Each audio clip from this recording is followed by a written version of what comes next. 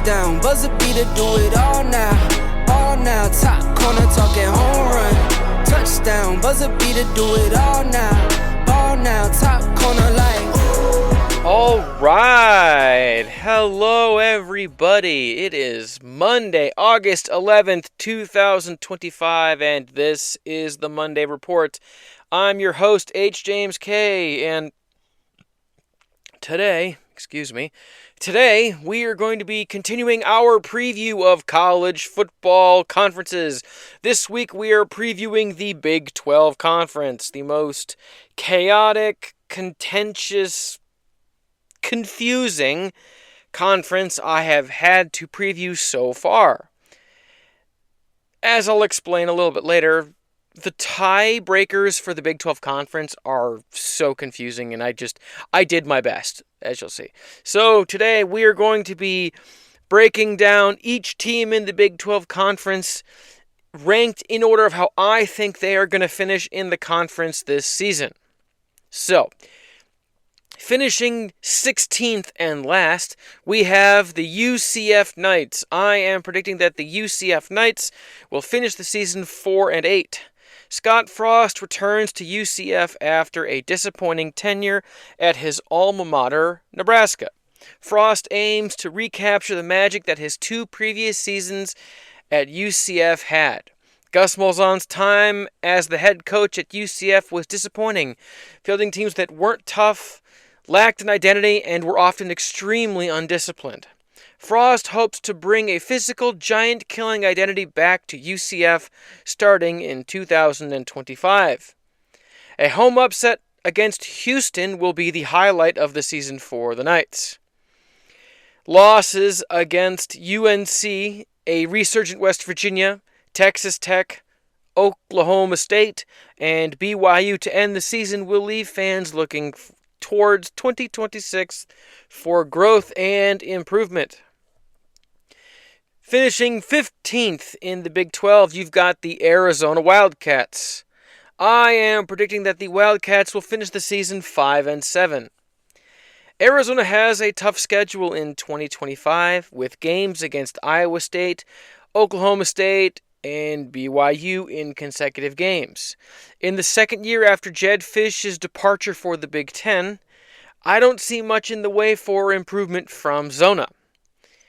A late-season home win over Baylor will have serious implications, bowl implications, endangering the Bears. For Arizona, the win over Baylor will be the last positive of the season before getting thrashed by hated rival Arizona State. Other losses along the way against Iowa State, Oklahoma State, and BYU will tell the tale of the season. Disappointment. Finishing 14th in the Big 12, you've got the Cincinnati Bearcats. I am predicting that the Bearcats will finish the season 5-7. Scott Satterfield has been a disappointing follow-up to Luke Fickell, who took the Bearcats all the way to a BCS game, if I remember correctly. Although, now that I think about it, that might have been a playoff game. It's hard to remember. It was a long time ago. Either way, the Bearcats struggle to find an identity as a team, and the lack of results continue to elude Satterfield. Road wins at Kansas and at Utah, as well as at home against Arizona, will be the high points of the season. A Week 1 loss to Big Ten Nebraska, where, if I remember correctly, Scott Satterfield was the offensive coordinator at Nebraska at one point. Don't quote me on that, but I'm pretty sure that's true. As well as losses to Iowa State, Oklahoma State, Baylor, and BYU will ensure that the Bearcats are on the outside looking in once again. Finishing 13th in the Big 12, you've got the Baylor Bears. I am predicting that the Baylor Bears will finish the season 6-6. For Dave Aranda, the head coach of Baylor, 2024 was a much-needed step forward. 2025 will see the Bears looking for conference championship contention in the ever-tumultuous Big 12. As I'm going to point out probably more than once, Last year's predicted top 4 in the Big 12 in the preseason finished as the bottom 4 teams in the Big 12. So anything can happen. And keep that in mind, because some of my predictions are going to blow your dang mind. So anyway, a Week 3 trouncing of Samford will be the lone bright spot in an abysmal 1-5 start to the year. A 4-game win streak against TCU, Cincinnati, UCF, and Utah will have Baylor back within striking distance of a bowl game. They'll eventually get bowl eligibility in the final game of the regular season, defeating Houston in a barn burner. A string of early losses will have Dave Aranda and the Bears scrambling to regain their footing after a horrid 1-5 start to the season. At midseason, Aranda will be let go, and offensive coordinator Jake Spivatal, the one-time head coach of Texas State, and current offensive coordinator of Baylor, will be installed as the interim head coach. A Week 11 loss to Arizona will further endanger bowl hopes for Baylor, but the aforementioned win over Houston will send them bowling once more.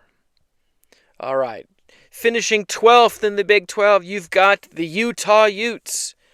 I am predicting that Utah is going to finish the season 6-6. A disappointing 2024 season for preseason Big 12 contenders Utah will have longtime head coach Kyle Whittingham, now in his 21st season, hoping for a bounce-back season. A new offensive coordinator in Jason Beck will be hoping to revive the offense and reclaim Utah's contender status. An upset win over Arizona State, as well as wins over Kansas State and at BYU, will buoy an otherwise up-and-down season for Utah. Losses to Texas Tech, at Virginia, Colorado, Cincinnati, at Baylor, and at Kansas will have the Utes stumbling to a 6-6 finish in what might just be Whittingham's final season. He's been there for a while, you never know. Fans will be calling for a change in leadership, though, after 21 years with Whittingham as the head coach, because it's going to be one of those years. It's going to be a very frustrating up-and-down kind of season. All right, moving on. Finishing 11th in the Big 12, you've got the Houston Cougars. I am predicting that the Cougars are going to finish the season 6-6, and you're going to see a lot of that in this middle portion of the rankings. Second-year coach Willie Fritz will be looking for improvements from Houston after a 4-8 season that in 2024. Changing both coordinators in the offseason will be hoped to right the ship in 2025. I have Houston improving from 2024, but not by as much as many would like. More than the record, my prediction for the season will leave a sour taste in many fans' mouths. A 5-1 start with wins at Oregon State, at home against Texas Tech, and at Oklahoma State will have the Cougars firmly in the top 25 rankings at midseason. A late-season collapse will see the Cougars lose 5 of their remaining 6 games against Arizona, at Arizona State, at UCF, at home against TCU, and at Baylor. It will have been an improvement from 2024, but not as much as fans would have liked. All right, finishing 10th in the Big 12, you've got the Kansas Jayhawks. I am predicting that the Jayhawks will finish the season 6-6. I like Lance Leipold. I think he's a great coach, very underrated, and what he's built at Kansas is truly impressive, considering Kansas might just be the hardest Power 4 team to win at. I remember how fun the Jayhawks were in seasons past when they went 9-4, though injuries to Jalen Daniels in 2024 derailed things a little bit. But with Jalen Daniels returning for a 6th year, the hopes of a bounce back will be very real. A mid-season skid will dampen those hopes, but the Jayhawks will be a tricky out for any team. To that extent, wins at conference heavy hitters Texas Tech and at home against Oklahoma State will demonstrate the strength of the Jayhawks in 2025. What will ultimately doom the Jayhawks will be a 3-week skid against SEC midfield team Missouri in Columbia, Missouri, and at home against West Virginia and Cincinnati. Furthermore, back-to-back road losses at Arizona and at Iowa State will leave Kansas fans feeling let down and looking towards 2026. Okay, finishing number 9 in the Big 12 Conference, you've got the Kansas State Wildcats. I am predicting that the Wildcats are going to finish, you guessed it, 6-6. Chris Kleiman is a good coach, and Avery Johnson is a good quarterback. But I am predicting a slip for the Wildcats. They went 9-4 last year. This is based on the fact that I am predicting big seasons from teams like Oklahoma State, Texas Tech, and Kansas, and there just aren't as many wins to go around. Too many mouths to feed. Because last year Oklahoma State was 3-9, and well, that's not how it's going to go this year. It's worth noting that the predicted preseason top 25, top 4 in the Big 12, as I mentioned earlier, the 4 worst teams in the Big 12 were predicted to be the 4 best teams. So even though Kansas was a really serious contender in 2024, do not be surprised if they find themselves in the middle of the pack, even though they've got a good coach and a good quarterback. These things happen. A trio of road conference wins against Arizona, Baylor, and rival Kansas will be positives to go along with home wins over Army, UCF, and FCS North Dakota. I have a feeling Kansas State will have as many as 5 one-possession losses in 2025. This is a team that will be in every game, but will fall just short several times. Losses to Texas Tech, Oklahoma State, TCU, and Iowa State in the closing minutes will leave fans frustrated, disappointed, and wondering what could have been. All right, finishing number 8 in the Big 12, you've got the West Virginia Mountaineers. I am predicting that the West Virginia Mountaineers will finish the season 7-5. I know, not 6-6. Crazy. Rich Rodriguez returns to Morgantown for the first time since leaving for Michigan following an incredible 2007 season with Pat White and the Mountaineers. In 2025, Rich Rod will be aiming to bring back the flash of his legendary West Virginia squads of yesteryear. At the same time, the fact that we live in a different college football world compared to 2020 to 2007 will pose problems for Rich Rod. In familiar territory for anyone who remembers the Rich Rod era in Ann Arbor, Michigan, the Mountaineers will race out to a 5-0 start with wins over hated rival Pitt in the Backyard Brawl, at Kansas, and Utah in consecutive games. A 2-5 skid to finish the season will dash early season hopes for playoff glory. That said, at 7-3 heading into a pivotal game at Arizona State, the Mountaineers will be back in the thick of the conference title race. Still, 2025 will be a foundation to build on for Rich Rod and the Mountaineers. I know things ended badly for Rich Rod at Michigan, and people will tell you this, I have rooted for Rich Rodriguez everywhere he's been since he was let go by Michigan.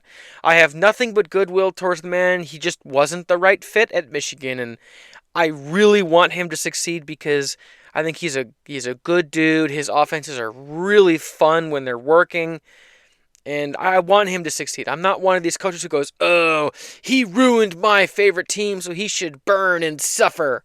No, I don't play that game. I'm not about that life. So I'm hoping West Virginia's better, but I think 7-5 is about where they're going to land this year. All right, finishing 7th in the Big 12, you've got the Colorado Buffaloes. I am predicting that the Buffaloes are going to finish the season 8-4.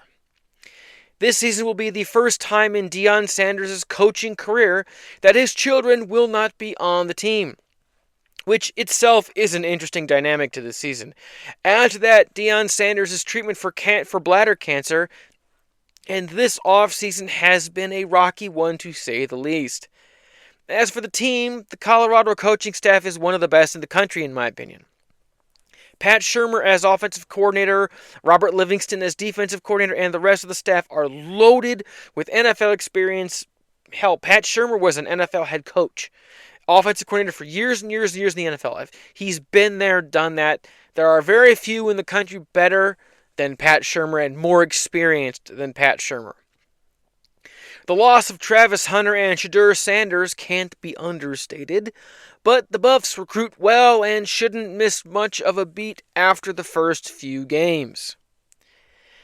Colorado will get off to a sloppy start, even as those first 4 sloppy games against ACC team Georgia Tech, FBS newcomer Delaware, at conference rival Houston, and at home against Wyoming all end with wins.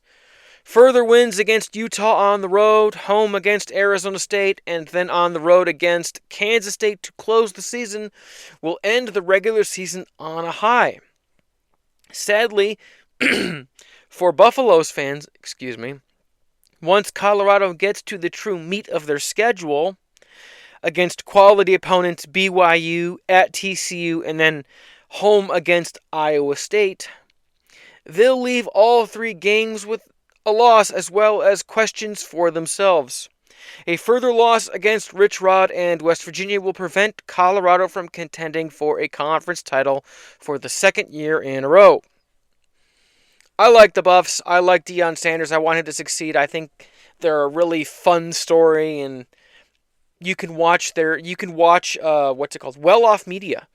That's one of the sons of Deion Sanders. He videotapes all of their practices. You can get a really, really cool behind the scenes look at all of their goings on. It's good. It's good stuff. I would suggest watching it when you're not listening to my podcast. All right, moving on. We've got number 6 in the Big 12, the TCU Horned Frogs. Last season, the Horned Frogs finished 9-4, winning their 9th game in the New Mexico Bowl. Entering 2025, TCU will be looking to go further and contend for a college football playoff spot once again. Sadly, a less than spectacular defense and a surprisingly tough schedule will conspire to prevent that from happening. Trips to North Carolina, Arizona State, and Kansas State add up to a tough road slate of games, while games against Iowa State, SMU, and Baylor aren't a cakewalk either. TCU will start the season off by spoiling the debut of North Carolina alum and former all-time great NFL head coach Bill Belichick, as he debuts as head coach for the Tar Heels. After that, games against 2024 Cinderella contender from the ACC, SMU, will add to the momentum. Wins over Colorado at home. Then in Manhattan, Kansas, against Kansas State, will have the Horned Frogs at 5-1 midway through the season. Wins at West Virginia, at Houston, and then at home against Cincinnati will cap off the season. The aforementioned game against Arizona State will do much to slow the hype train before things get dicey towards the back half of the schedule. Losses against Baylor, Iowa State, and at BYU will put an end to the TCU title run. All right, finishing number 5 in the Big 12 Conference, you've got the BYU Cougars. I am predicting that BYU will finish the season 8-4. In his 10th year as the head coach of BYU, Kalani Sitake hopes to build off of the 11-win season the Cougars had in 2024. In 2025, expect BYU to have a setback after their incredible debut season in the Big 12. BYU will start the season 4-0, getting wins over Portland State, the ACC's Stanford at home, as well as ECU and Colorado both on the road. A win on the road against Arizona will have the team 5-1 at midseason. Wins against TCU, at Cincinnati, and home against UCF will end the season with momentum. But inexplicable close losses against West Virginia and Utah at home will have fans confused before road losses against Iowa State and Texas Tech eliminate the Cougars from contention altogether. I like the Cougars. I like their brand of football, but I think a backslide it's only logical. You can't keep that kind of momentum up forever. Even the Alabama teams had slumps under Saban. Now, admittedly, their slumps were different than mere mortal teams' slumps, but still, nobody can stay on the tippy top all the time. All right, moving on. Finishing number 4 in the Big 12 Conference, you've got the Oklahoma State Cowboys. I think the Cowboys are going to finish the season 8-4. Following a chaotic, contentious, and supremely disappointing 2024 season that ended with a record of 3-9, longtime head coach Mike Gundy is hoping new coordinators Doug Meacham and Todd Grantham will help him right the ship and return the Cowboys to the college football playoff conversation like they were in 2023. I still remember in 2022 the game they played against TCU at the Big 12 championship game where TCU had that Herculean effort. I think that was 2022. Either way, I remember how tenacious their defense was in that game against TCU and how fun that game was. So they're going to be looking to get back to that level. With an uncertain quarterback situation in Stillwater, Oklahoma, I'm taking a shot. I'm predicting that Zane Flores is going to win the job and lead the Cowboys offense. Wins over Baylor, at Texas Tech, and at home against Iowa State will have serious implications for the conference title race. An early season thrashing by Oregon will see Zane Flores struggle mightily and have many questioning Coach Gundy's leadership. Further losses at home against Houston, at Kansas, and at home against Iowa State will end the year and ultimately keep the Cowboys out of the playoff conversation. Again. But still, after going 3-9, an 8-5 season is very much going to look like a bounce back / return to form for the Cowboys. All right, now to the top 3. Finishing number 3 in the Big 12, you've got the Texas Tech Red Raiders. I am predicting that Texas Tech is going to finish the season with 9 wins and 3 losses. Joey McGuire and the Red Raiders were an entertaining team in 2024, and that identity is going to continue in 2025. After finishing the season with the worst pass defense in the Big 12, they were giving up something like 305 yards passing per game last year. The Red Raiders have a new defensive coordinator in Shale Wood. I think that's how you say his name. Shiel. I'm saying Shiel or Shale. Either way, the team is also breaking in a new offensive coordinator after losing the previous one, Zach Kitley, to Florida Atlantic. I'm expecting a greatly improved pass defense from the Red Raiders, as well as a continuation of the explosive offense we've kind of gotten used to under Texas Tech, with Texas Tech. 4 straight wins to open the season, all in convincing fashion, will get things off to a hot start. A shocking road upset over 5-1 Arizona State will kick the hype train into high gear and have fans wondering what the limit is for the scrappy Red Raiders. Another 4-game win streak to end the season will see the Red Raiders vanquish Kansas State on the road, BYU and UCF at home, and West Virginia in Morgantown to end the season. While the defense will be improved in 2025, sloppy play in a pair of games, those being at Houston and at home against Kansas, will have the Red Raiders losing both games on late comebacks. An overtime loss at home against Oklahoma State will have fans wondering what the season could have been if the improving defense had been able to hold their water just a little longer in those 3 crucial losses. All right, now, finishing second in the Big 12, you've got the Arizona State Sun Devils. I am predicting that the Sun Devils will finish with 9 wins and 3 losses. Kenny Dillingham is one of the great up-and-coming stars of college football coaching. The former Sun Devil player and prodigal son head coach, much like Jim Harbaugh was at Michigan, had the Sun Devils in the playoffs in 2024, and man, they were so close to beating Texas. That was one of the best games I've ever seen. Cam Scatterbo was great. I don't see any reason why he won't have them in that conversation again in 2025. The Sun Devils had an underrated defense in 2024, and I anticipate that the defense will only improve in 2025. While Cam Scatterbo, their all-world running back, left for the NFL, the Sun Devils still return quarterback Sam Leavitt, as well as a host of experienced players on both sides of the ball.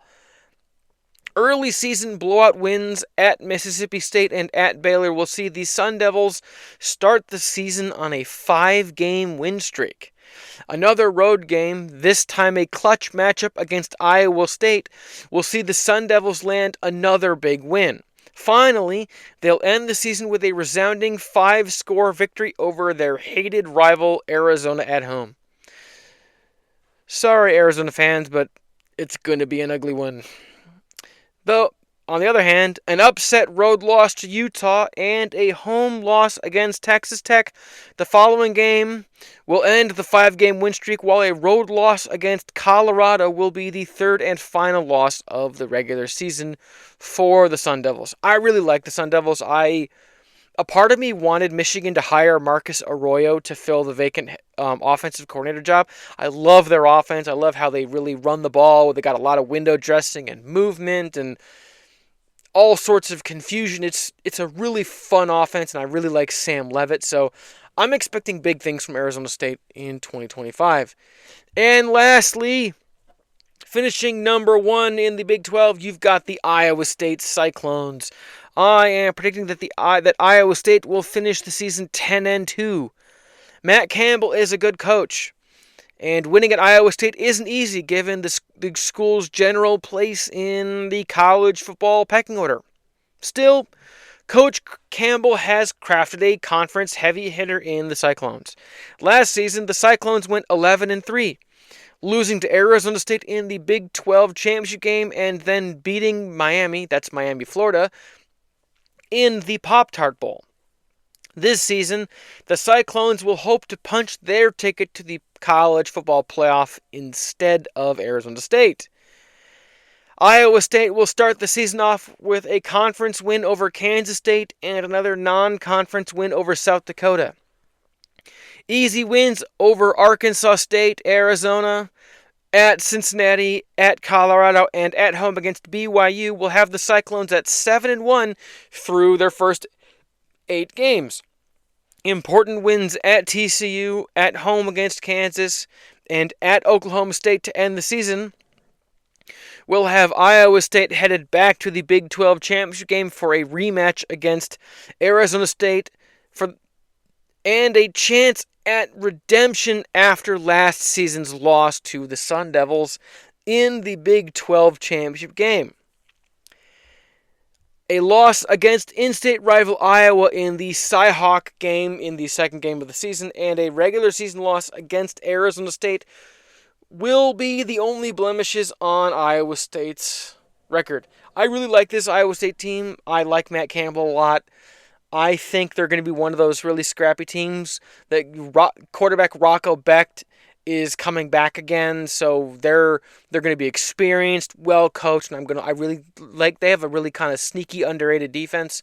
So I'm expecting big things, and I think that game, Iowa State versus Arizona State, that game is going to be that conference championship game. That's going to be worth the price of admission. And honestly, no matter who wins that game, I think both of those teams can win a playoff game. Now, will they beat Georgia or Oregon? Probably not, but they can beat some lower-level college football playoff team, absolutely. I think those two teams are more than good. I mean, hell, Arizona State almost beat Texas straight up. It took late-game heroics from Texas to end that game. So, I would not be surprised if either of those teams is a serious player in the playoffs, because I really like those two teams. All right, now to end this off, I'm going to do some other predictions. So, I think Kyle Whittingham is probably going to retire at the end of the season. After the chaos of last year and the turmoil and the changes to the staff this year, and considering I'm predicting like a 6-6 finish for Utah, I think the old ball coach in Utah is going to hang it up. I mean, 21 seasons, that's a long time. Oh man. There are a few coaches active today who's coached longer than that. I think actually there might be only one, and that would be Kirk Ferentz at Iowa. So, he's had tons of success. He's a great coach, Hall of Famer if there is a such thing as a college football Hall of Fame. But, yeah, I think he's probably going to hang it up. On the other hand, Scott Satterfield is going to be let go at the end of the season. I think Cincinnati's going to cut their losses. I don't know. Cincinnati is probably going to feel like they can do better because they've reached higher highs than that, and they're going to want to really capitalize on things, and Scott Satterfield just isn't going to be getting it done. The more I've thought about it, the more I remember him being the offensive coordinator at Nebraska, and I remember how much Nebraska fans hated his offense. Run, bubble screen, punt. Run, bubble screen, slant, punt. Bubble screen, slant. Bubble screen, penalty, run, punt. Like, that was the whole offense for Nebraska, and that really hasn't changed much at Cincinnati, so I think they're going to let him go.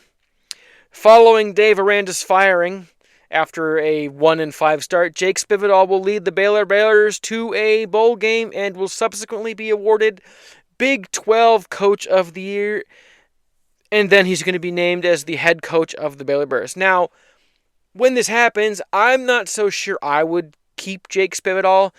As we've seen a lot of the times, these interim coaches, when you elevate them, like Coach O not Coach O, I shouldn't say Coach O. He should have been elevated, but he wasn't. But like some of these guys who you'll see them, Anthony Campanelli at Rutgers, or oh god, what's some other ones? There have been so many. Mario Cristobal at Oregon. Some of them, they don't really work out because, I don't know, it's like you're kind of coming into a half-baked system. It's like it's not really your thing because a lot of them retain a lot of the staff, and it's just one of those things where I just don't like it, but I think that's probably what's going to happen. And it would make total sense because Jake Spividal was a head coach once, and he's going to lead a crazy turnaround at Baylor and win awards, so it would make total sense for them to extend him and bring him on as their full-time head coach. Following the season, Oklahoma State head coach Mike Gundy will announce that the 2026 season will be his final season as a head coach. Yeah, after all the turmoil and threats of lawsuits about contract disputes and all that stuff, he's going to bounce back, but it's not going to be quite the high that he's looking for, and I think he's going to announce that, 2026 is going to be his final big blowout. I mean, 2025 is going to be Mike Gundy's 21st season. That's a long time. And you can't tell me he hasn't made a lot of money. So I wouldn't be surprised if Mr. Mullet himself coaches in 2026, has some modest success, walks off into the sunset, and finds himself on fricking CBS or ESPN or Fox doing commentary. That wouldn't surprise me at all. Not even in a little bit. He's got a personality. The mullet is amazing. And yeah, for those of you who don't know, Mike Gundy still wears a mullet. Yeah, like a full-on business in the front, party in the back mullet. You should look it up. It's crazy. So, and my last prediction, Sam Leavitt will win the Big 12 Quarterback of the Year award and then leave early for the NFL, even though he's only a redshirt sophomore. I don't think that's going to be a smart decision, but I think he's going to have an absolutely monster year with Arizona State, and then he's going to be, because Arch Manning isn't going to come out after 25, so there's going to be one of those kind of gaps at the top of the draft, and Sam Leavitt's going to be that guy, so he's going to leave early, but he's not going to be prepared. He's young, and he's experienced, but he's not that experienced, but I think Sam Leavitt's going to do that. All right, that's going to wrap it up for the Big 12 preview. So next week, we're going to be doing the Atlantic Coast Conference. because both the Big 12 and the ACC have Week 0 games, and we had to get those previews up before they play their games. Otherwise, I look like an idiot. So yeah, next week ACC, and then the week after that, we're going to be doing the SEC, and then it's just college football season. It's going to be freaking great. I can't wait. I'm so pumped. I'm going to be making college football and NFL videos all the time. It's going to be awesome. So yeah. Oh, in other news, just as an aside, Alex Palou officially clinched the IndyCar Championship yesterday. I didn't watch the race personally. I haven't lost interest, but I've kind of lost interest in IndyCar. But I guess Pato Ward had an electrical problem, finished the race like 10 laps down, and that was that. So yeah, IndyCar season's pretty much over. There's still 2 races left. There's Laguna Seca and Nashville, I think. No, not Laguna Seca. Milwaukee and Nashville. And I'll be watching those 2 races. But, well, it's football season. I've kind of pivoted. So anyways, I figured that's kind of putting a little nice bow on my race coverage for the season, because I really doubt I'm going to cover racing again until, like, next February. It's going to be a thing. Either way. Alright, that's going to wrap it up.